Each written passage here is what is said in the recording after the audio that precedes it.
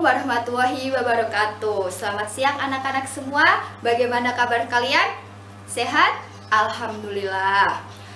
Sebelum memulai pembelajaran pada siang hari ini, alangkah baiknya kita berdoa dulu ya. Ketua kelasnya siapa ya? Putri? Oh iya, silahkan dipimpin doa dulu. Alhamdulillah. Sebelumnya Ibu absen dulu ya. Untuk kelas berapa ini? 12 IPS 2, iya. Oke, Fatika hadir? Hadir. Halida? Hadir ya. Putari? Hadir. Nuha? Sakit ya? Suratnya ada apa enggak? Oh iya. Yaudah, kita doakan ya semoga Nuha lekas sembuh supaya dapat mengikuti pembelajaran seperti biasanya. Kalian juga jaga kesehatan ya anak-anak, apalagi sekarang masih musim pancaroba, dimana ketika siang hari terasa panas, malam-malam tahu-tahu hujan seperti itu. Apalagi kalian sudah kelas 12, dimana kelas 12 ini sebulan lagi kalian akan melakukan ujian sekolah. Bagus sekali. Nah, setelah itu, loh, ini kalian udah kelas 12? Kok cepat sekali? Rasanya kemarin ibu baru mengajar kalian di kelas 1 masih kecil-kecil. Sekarang kalian sudah besar-besar ya, sudah pandai-pandai, sudah dewasa. Semangat belajarnya harus ditambah. Oke, sebelum memulai kegiatan pembelajaran pada siang hari ini, itu minta tolong baju olahraganya bisa dimasukin dulu ya, soalnya mengganggu konsentrasi ibu di sini. Agar kalian juga nyaman dalam belajar. Ayo dimasukkan dulu dan keluarkan buku paketnya dan buku tulisnya. Udah ya, udah siap belajar? Oke, ada yang masih ingat kemarin kita membahas tentang apa anak-anak?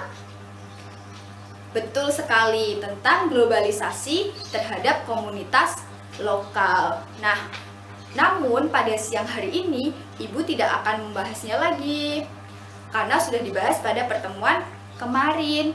Nah, siang hari ini kita akan membahas tentang apa? Siapa yang tahu? Ayo. Loh, nggak ada yang tahu. Kalian ini padahal udah kelas 12 loh. Harusnya belajarnya ditingkatkan, semangatnya dikencengin seperti itu. Nah, ya. Siang hari ini kita akan belajar mengenai materi ketimpangan sosial di Indonesia.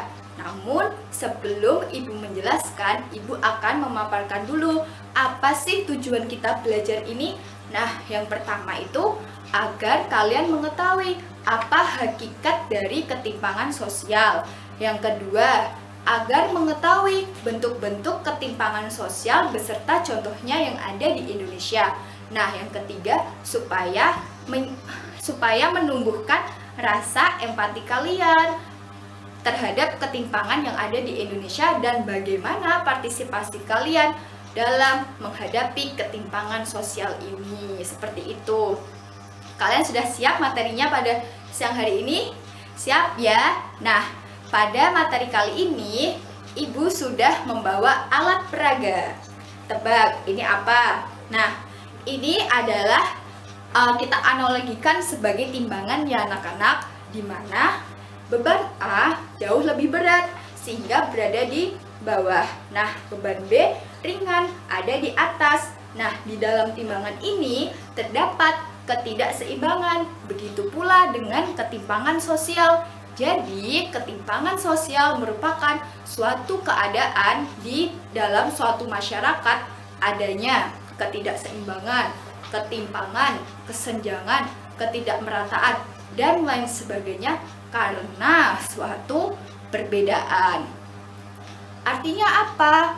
Artinya adalah bahwa di dalam setiap masyarakat terdapat sektor-sektor yang berbeda, bisa dalam bidang ekonomi, bidang sosial, bidang pendidikan, dan bidang politik. Lalu Bu, perbedaannya ada di mana? Pertanyaan seperti itu kan? Nah, perbedaannya ada di jumlah kuota atau ini jumlah muatannya. Misalkan yang Ibu analogikan tadi ya. Nah, ini di beban A jauh lebih berat, kuotanya lebih banyak sehingga berada di bawah, sedangkan beban B lebih ringan berada di atas. Seperti itu ya anak-anak. Apakah ada yang ingin ditanyakan sampai sini? Tidak ya? Sudah paham ya semua? Pintar sekali murid ibu. Nah, yang kedua, kita akan membahas mengenai bagaimana sih ketimpangan sosial itu bisa diakibatkan karena adanya ketidakadilan. Ketidakadilan dalam hal apa? Ketidakadilan dalam hal pemerataan pembangunan, seperti itu. Nah, contohnya di negara A dengan di negara B jauh dengan perbedaannya. Misalkan negara maju dengan negara berkembang tentu berbeda. Tidak hanya itu. Contohnya yaitu misalkan kalian pernah melihat moge, konvoi moge di jalan raya. Nah, ini dia. Ini konvoi moge, anak-anak mobil gede yang brum di jalan raya seperti itu. Nah, jelas yang memiliki moge adalah orang-orang yang berada di kelas atas. Sedangkan realitanya di Indonesia masih ada masyarakat yang untuk makan saja susah seperti itu. Nah, inilah yang dinamakan dengan hakikat ketimpangan sosial seperti itu. Apakah ada yang ingin ditanyakan sampai sini? Tidak ya, kalian jelas semua ya. Bagus, pintar. Ibu tempel ya di sini. Nah, selanjutnya kita akan membahas mengenai ketimpangan sosial menurut para ahli. Nggak afdol dong kita menjelaskan tapi tanpa menurut para ahli. Nah, menurut Bapak Naido dan Wills bahwa beliau menyebutkan ketimpangan sosial merupakan suatu keadaan di dalam masyarakat yang terdapat ketidakseimbangan, ketidakmerataan, ketimpangan karena perbedaan. Nah, perbedaannya itu meliputi apa saja? Apakah dari kalian ada yang tahu? Ya, bagus. Apa saja? Status, pintar. Terus kekuasaan, ya. Terus ada pendapatan, ya. Yang terakhir ada sumber daya. Bagus sekali, pintar ya. Jadi Bapak Naido Wills itu membagi ketimpangan sosial perbedaannya pada 4 aspek itu. Nah, agar mudahnya Ibu kasih rumus nih ke kalian. Pakai saja, kalian ingat-ingat meliputi apa saja 4 perbedaan itu. Supir. Nah, SU-nya kita ambil status. P-nya power atau kekuasaan. I-nya income atau pendapatan. R-nya resource atau sumber daya. Seperti itu ya. Jadi ingat saja apa perbedaannya menurut Bapak Naido and Wills. Ingat saja, supir. Mantap, seperti itu ya. Ibu tempelkan. Nah, kita bahas satu-satu mengenai 4 aspek ini ya anak-anak. Yang pertama, kita bahas tentang status. Jelas, status itu tidak jauh-jauh dari profesi, kedudukan, peran kita di dalam masyarakat. Seterusnya ada power atau kekuasaan. Orang yang mempunyai kedudukan yang tinggi, jelas dia mempunyai power, mempunyai kuasa di dalam suatu masyarakat. Selanjutnya income, pendapatan. Jelas pendapatan setiap orang itu berbeda. Sekarang misalkan pendapatan seorang guru dengan seorang pilot tentu jelas berbeda. Kira-kira lebih tinggi gaji mana anak-anak? Pilot. Bagus, iya betul sekali pilot. Nah, itu yang menyebabkan adanya ketimpangan sosial di dalam masyarakat berdasarkan pendapatan ini, berdasarkan kelas-kelas sosialnya, seperti itu ya. Nah, yang terakhir adalah resource atau sumber daya. Sumber daya di sini adalah sumber daya alam dan sumber daya manusia. Ini juga mempengaruhi ketimpangan. Karena apa? Karena ilmu pengetahuannya. Ilmu pengetahuannya itu apabila dia sekolahnya tinggi atau apa pendidikan, pasti akan maju seperti itu. Sampai di sini apakah ada yang ingin ditanyakan? Tidak ya? Oke. Kalian kalau mau sambil minum boleh dipersilakan. Oke. Sekarang sebelum Ibu masuk ke bentuk-bentuk ketimpangan sosial dari pengertian ketimpangan sosial sendiri itu, apakah ada yang ingin bertanya?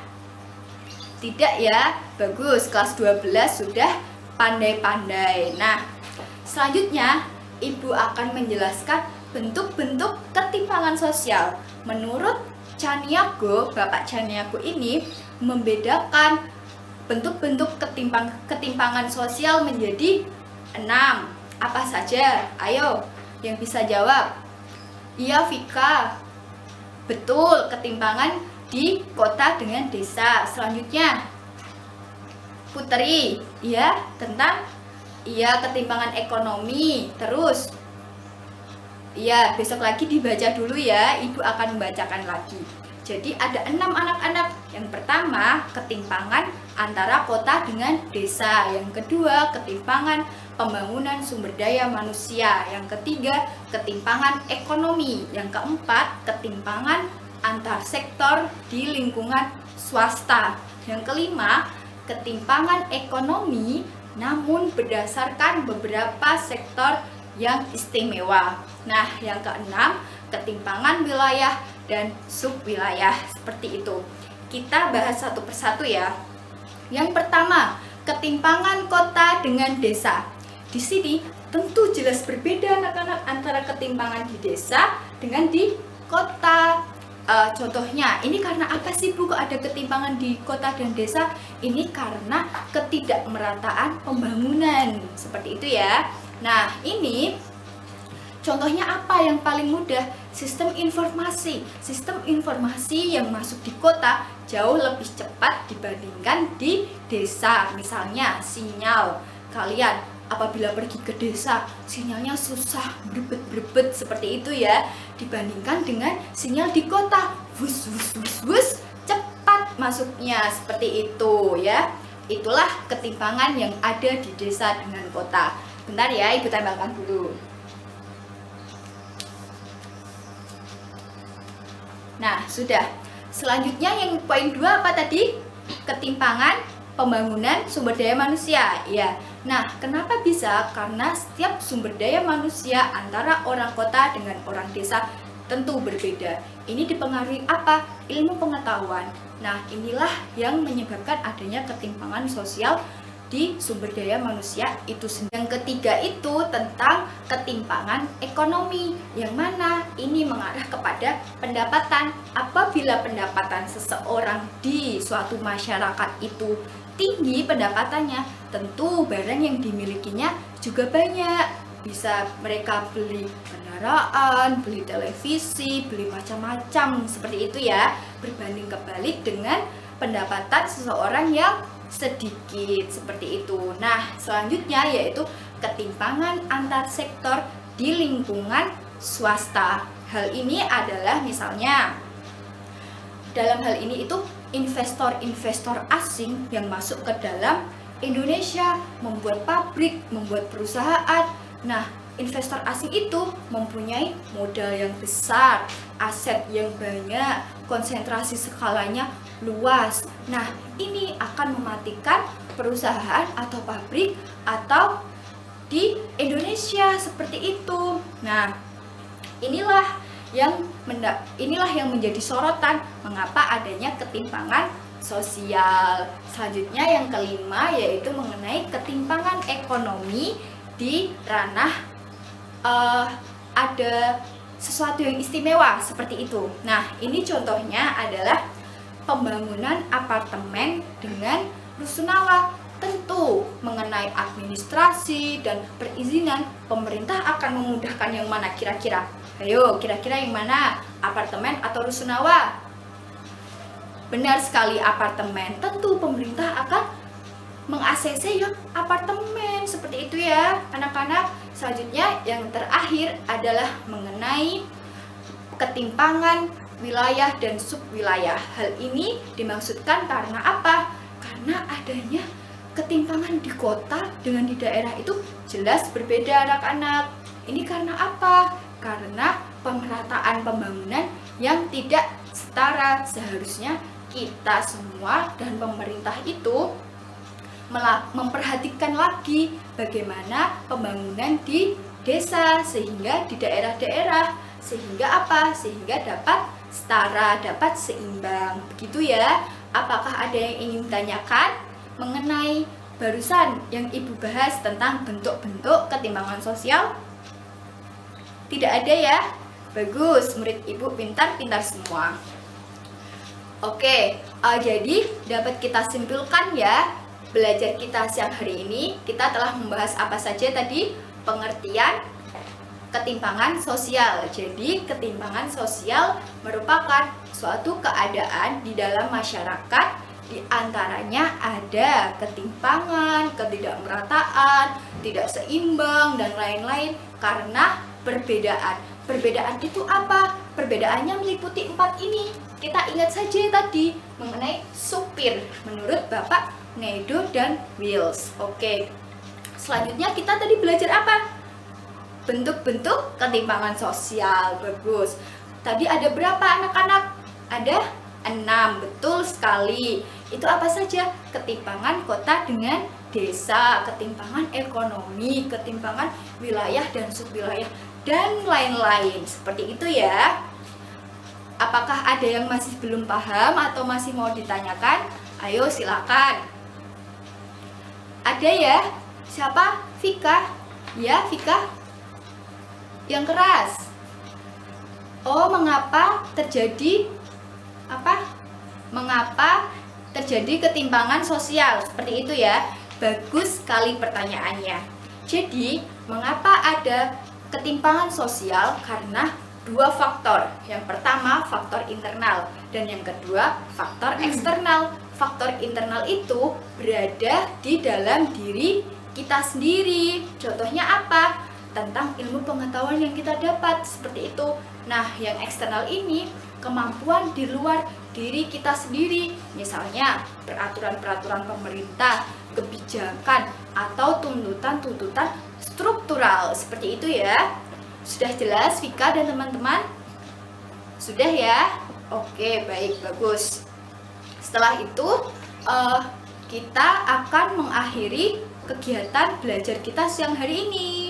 Ya, sebelum diakhiri ada tugas buat kalian.